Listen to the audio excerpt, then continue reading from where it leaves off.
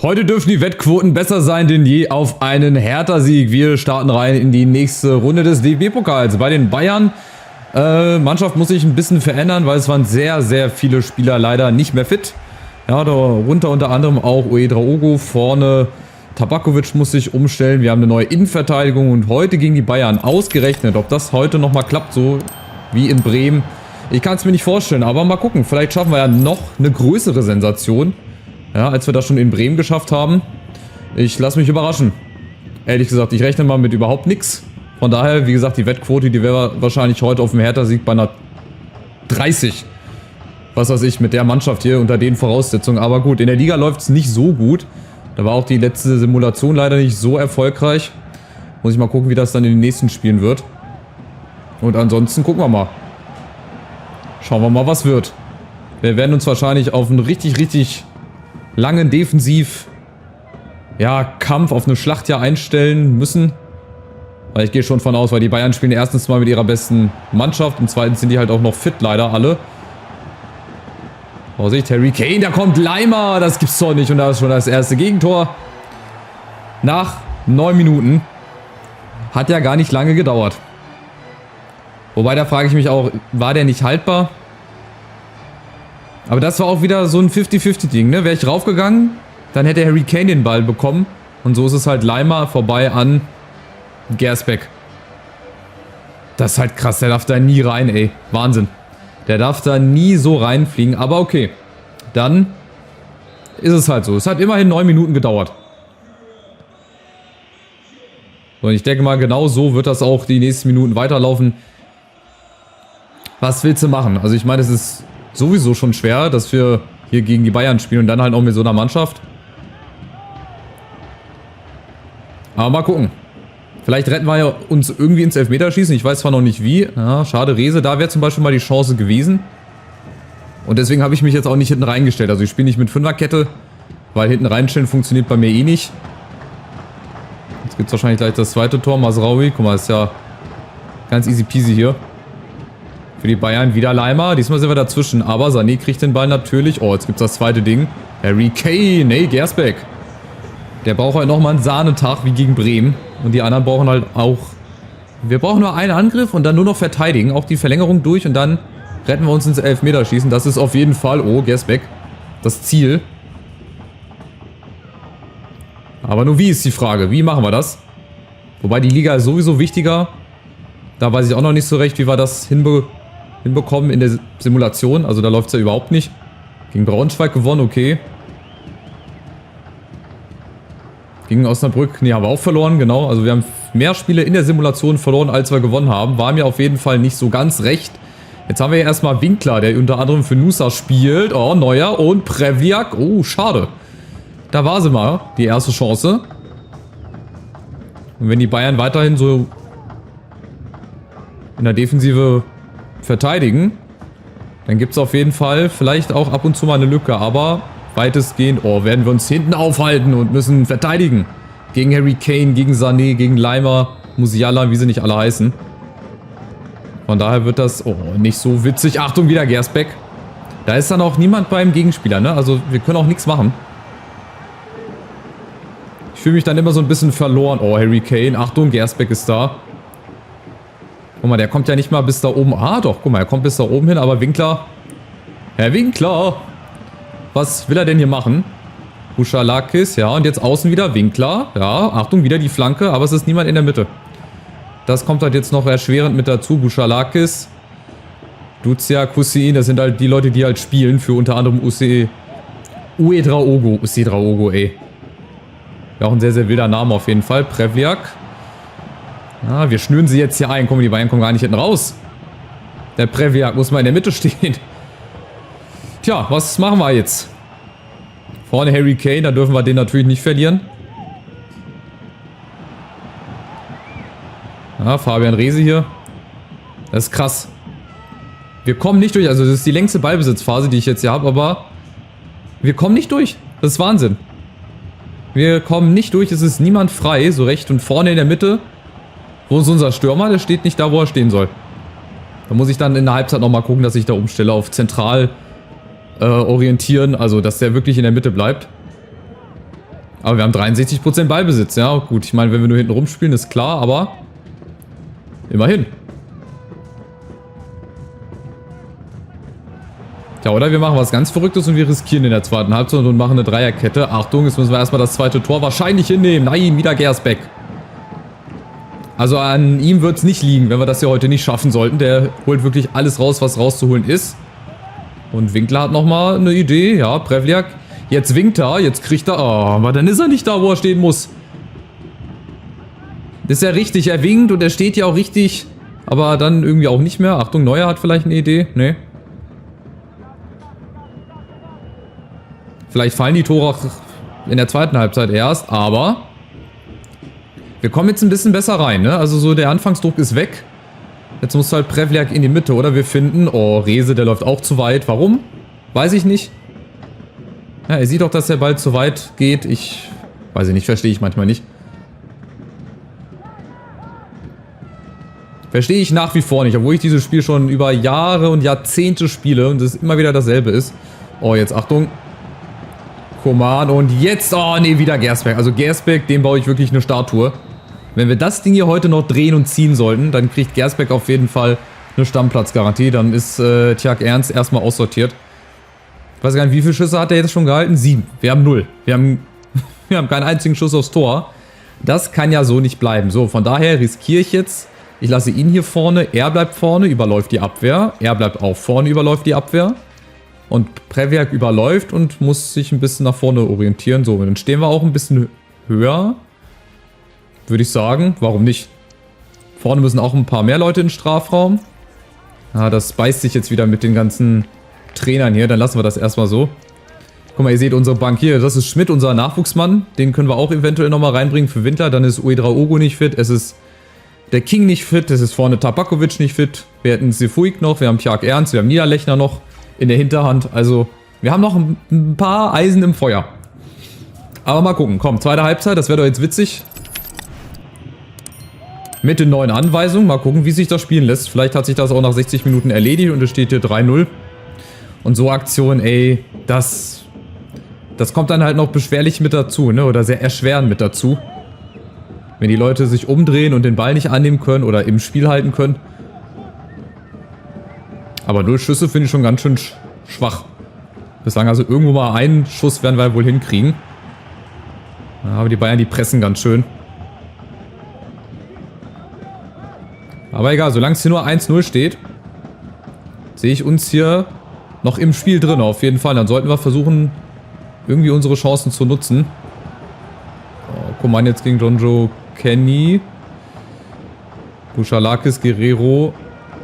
Ja, wir kommen nicht hin. Wir kommen einfach nicht hin und wieder Gersbeck. Er ist krass. Den habe ich schon im Tor hinten gesehen. Gersbeck, immer wieder Gersbeck.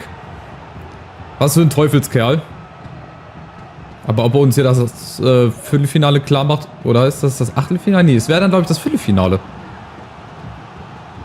Ja, Schmidt, der braucht noch ein bisschen. Also den lasse ich nochmal draußen. 5. Ecke auch schon für die Bayern. Oh, und wieder Rehse. Achtung, wieder der Schuss. Aber Prevliak arbeitet mit nach hinten. Duziak, mal gucken. Vielleicht jetzt ist er schnell genug. Ja, komm. Ah, winkt das im Abseits. Nein, schade. Schade. Wir hätten ja auch mal ohne Abseits spielen können. Oder einfach den Ball früher spielen. So, gut, die 4 bleiben aber vorne. Damit, falls wir den Ball gewinnen, wir eine theoretische Chance haben, umzuschalten. Deswegen lasse ich die mal vorne. Aber die kommt trotzdem irgendwie mit nach hinten, warum auch immer. Ja, und Duziak dazwischen. Mit dem ist nicht gut Kirschen essen. So, jetzt, Achtung. Oh, Prevliak. Die Hackentricks, die kannst du weglassen. Die bringen absolut nichts. Kenny gegen Kane. Ja, es liegt irgendwas in der Luft. Also solange die Bayern das zweite Tor nicht machen, bin ich nach wie vor sehr optimistisch. Und habe so ein bisschen Hoffnung, dass wir trotzdem irgendwie einen Angriff fahren können. Aber Achtung, jetzt ist es, nee, immer noch nicht passiert. Also die Bayern können noch 10.000 Mal aufs Tor schießen, solange es nur 1-0 steht und wir Gersbeck hinten drin haben. Das ist halt einfach krass. So, jetzt versuchen wir mal was aufzuziehen, geht leider auch nicht. Da wäre nämlich außen ein bisschen Platz gewesen, die Bayern wechseln schon. Die sind auch wahrscheinlich völlig überfordert. Ah, von wegen überfordert. Jetzt kommt auch noch Davis rein. Guck mal, jetzt pressen sie vorne. Und wir spielen das genau wie mit der Eintracht hier, auch mit der Hertha, ganz ruhig und souverän raus. Und dann kriegen wir auch Chancen hier. Winkler gegen Davis, ja, deswegen wahrscheinlich. Die haben gesehen, dass Winkler pfeilschnell ist und Guerrero einfach da keine Chance hat. Deswegen, total verständlich. Achtung, Winkler. Na, grätscht vorbei. Grätscht leider vorbei, da kommt der Ball auch nicht durch. Beziehungsweise der Ball wird auch nicht abgefangen. Irgendwann fällt das zweite. Irgendwann ist halt die Lücke so groß. Achtung in der Mitte. Harry Kane, Sané. Achtung und wieder Gersbeck. Das ist Wahnsinn. Also der verdient sein Geld heute wirklich. Oder wir machen mal was ganz Verrücktes. Wir stehen jetzt mal auf ständiger Druck um. Weil wir müssen ja riskieren. Ob wir jetzt uns hinten reinstellen oder nicht. Ich mache mal Pressing nach Ballverlust. Individuell. Standard. Ne, wir machen mal individuell. Wo war denn da gerade individuell? Egal. So, Pressing nach Ballverlust. So. Jetzt machen wir mal hier alles nach vorne. Läufe in die Spitze. Ja, können wir machen. Schneller Aufbau. Und alle mal nach vorne. Was bringt's denn? Prevliak soll auch ruhig vorne bleiben. Die letzten 20 Minuten. Entweder schaffe ich das jetzt noch und schaffe hier die große Sensation, Überraschung. Oder ich kassiere halt noch ein zweites und ein drittes. Also die beiden Möglichkeiten gibt es jetzt nur noch. Coman und ich glaube, jetzt ist es gleich soweit. Wer macht's denn? Kimmich macht's? Nee, aber kein Foul. Nee, wieder Gersbeck. Achtung. Und es gibt Abstoß. Wir sind immer noch nicht geschlagen. Wir bringen jetzt auch den Schmidt rein. Für den Rese. Der darf jetzt sich auch nochmal beweisen. Mal gucken, vielleicht bringt's ja irgendwas. So einen jungen Spieler hier reinzubringen. Aber wahrscheinlich nicht. Oh, riskant war's. Okay. Aber wir sind immer noch dabei. Ja, Kenny kriegt den Ball auf Winkler. Und jetzt, wer ist in der Mitte? Wer will nochmal? Da läuft Prevliak ein. Da ist Prevliak. Ja, schade. Der wurde immer lang und länger. Immerhin mal ein Kopfball. Und unser erster Schuss nach 75 Minuten. Ich glaube, ich hatte noch nie so spät irgendwie einen Schuss aufs Tor. Aber vielleicht ist das ja ein Signal gewesen zur Aufholjagd. Aber so nicht. Nee, also ihr seht, da kommen die Bälle sehr, sehr beschwerlich zum Mitspieler. Wir kommen nicht in die Zweikämpfe rein. Das wird, glaube ich... Nee, wird nichts. Aber die Bayern führen halt nur 1-0. Und das ist nach wie vor... Ist das halt auch unsere Chance, ne? Aber ihr seht, wie langsam das halt auch nach vorne geht. Duziak. Außen läuft da durch. Ja, Karbovnik, das ist kein Abseits. Nächste Chance. Da ist unser Jugendmann Schmidt. Der wird doch wohl nicht... Nee, nee. Schade, schade. Ich habe immer so die Hoffnung, wenn wir vorne im Angriff sind, dass wir das doch irgendwie hinkriegen. Aber nein. Nein, nein. Bislang leider nicht. Aber es sind noch, ja, 10 Minuten mit Nachspielzeit. Da kann man immer noch mal was versuchen. Da kommt Karbovnik, Prevliak. Ja, da ist er jetzt, Prevliak. Oh, aber Eckball. Eckball, Eckball. Schade, wenn der rangekommen wäre, der hätte gepasst. Ich glaube, Prevliak, der hat die Qualität im Kopf, das zu machen. Guck mal, die wechseln schon Offensiven raus und Defensiven rein. Das heißt, die mauern jetzt, die bunkern. Und die Eckball-Variante, die klappt vielleicht auch hier. Auch mit den Leuten, auch gegen die Bayern. Gucken wir mal. Buschalakis, Eckball. Irgendeiner kommt mit dem Kopf ran. Ja, aber Neuer ist da. Gut. Schade, der Eckball war auch nicht gut geschossen. Der Eckball war auch leider nicht gut geschossen. Aber es ist unser Ball. Ja, 5 Minuten noch. Die Zeit rennt für die Bayern. Aber wir haben jetzt mehr Platz über die Außen. Ey, fällt mir auf. Ja, lauft auch rein. Prevliak, warum nicht? Nächste Chance. Also wir haben jetzt Chancen. Die letzten Minuten, die gehören uns. Warum auch immer jetzt erst. Ne, Prevliak muss vorne drin bleiben. Wir haben nur Linksfuß hier. Hussein, der ist Rechtsfuß. Der kann das wahrscheinlich nicht so gut. Probieren wir es nochmal. Ja, da ist Prevliak. Oh, abgefälscht. Ah, Innenverteidiger Dardai. Der macht das schon irgendwie. Ja, der muss eigentlich in die Mitte. Aber egal, wenn er jetzt da außen schon ist, schade. So, jetzt 90. Minute. Läuft und Coman. Gut, das wird es gewesen sein. Es gibt noch 2 Minuten. Außer wir gewinnen jetzt noch einmal den Ball. Ne, dann wird es wahrscheinlich jetzt beim 1-0 bleiben. Oder machen sie noch ein zweites Ding? Ich glaube, das machen sie eher noch ein zweites Ding. Achtung, Flanke kommt, wieder Gersbeck. Also wie gesagt, es war ein Kampf hinten in der Verteidigung. Wir hatten sogar Chancen jetzt zum Schluss. Aber ich dachte auch eher, es geht höher aus. Also, ne, ehrlich gesagt, ich habe da schon schwarz gesehen. So scheinen wir halt leider aus gegen die Bayern. Was willst du machen? Ist nur ein 1-0. Ist wirklich sehr, sehr gut, sensationell. Obwohl ich mir da vorne auch nichts kaufen kann. Jetzt müssen wir den Fokus auf die Liga legen, aber gut, immerhin Wir hatten Chancen, wir haben mit der Mannschaft gut mitgehalten und jetzt dürfen die anderen wieder ran und dann hoffe ich, dass wir auch bald mal in der Liga so eine kleine Serie starten können. Gut, am Ende waren es dann 14 Schüsse für die Bayern, wir hatten aber immerhin 3. Aber ihr seht, Dortmund tut sich auch schwer, gewinnt zwar nach Elfmeterschießen, aber auch gerade so mit Hängen und Würgen. Darmstadt gewinnt gegen Magdeburg, Bochum kommt weiter gegen Paderborn, die spielen erst noch, da warten wir nochmal ab. Und dann, ja, bin ich nach wie vor am Überlegen, wie das in der Liga funktionieren soll. Wie wir das irgendwie hinkriegen sollen, ich weiß es nicht. Es kann ja nicht nur über Jugendleute gehen. Ludovic Peltier zum Profi befördern. Naja, geht ja nicht, er ist ja erst 15.